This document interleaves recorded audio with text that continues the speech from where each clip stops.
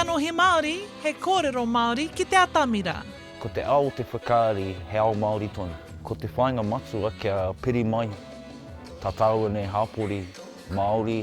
I tēnei marama, i whakātu tuatahi atu a te kaitohu rongonui a hone kouka, i tana whakaari e kia nei ko Ngā Rorirori.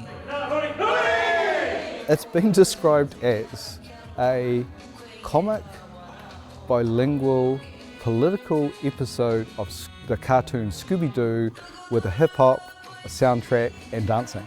So if you like any of those, that's all on the show. Ki te anau te whakahihi, ki te anau te katakata, me te whakaora anō i te hinengaro. Koina, tētahi tino ngako, tētahi tino pūkenga o tā hone tuhinga whakaari. E tae ana i te kite i tētahi hōhonutanga i roto i tētahi mea pakupaku noa. Me te tō ai tērā, hei kai mo te iwi. I tū tēnei kaupapa ki tāmaki makaurau me poneke, koinei te whakāturanga whakamutunga ki o tautahi. Sister, you called. Ai, toi tū te tiriti, toi tū te whenua, toi tū te reo Māori. The two main things for me that roll around is, capitalism and activism. I love that we're having that kōrero in one whānau. I tīmata Manua Solomon i ana mahi whakaari i te taurua mano te kau. E ki ana ia, he motuhake tēnei whakaari.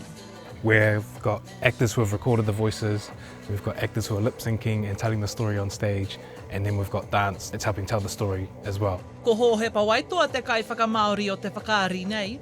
Hei tā waitoa, kaore e kaharangona te reo Māori ki te atamira.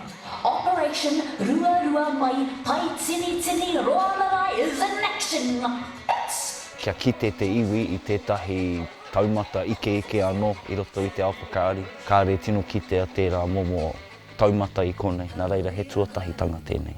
With tōhepa mahi and the Māori community and the kapahaka community here. People from the Court Theatre are coming, from NASDA, from other places like that as well. And yeah, we kind of know that those communities don't mix that often. So here's a good chance to do it. So I'd like to thank you all for coming. So lovely to see you all in the room tonight.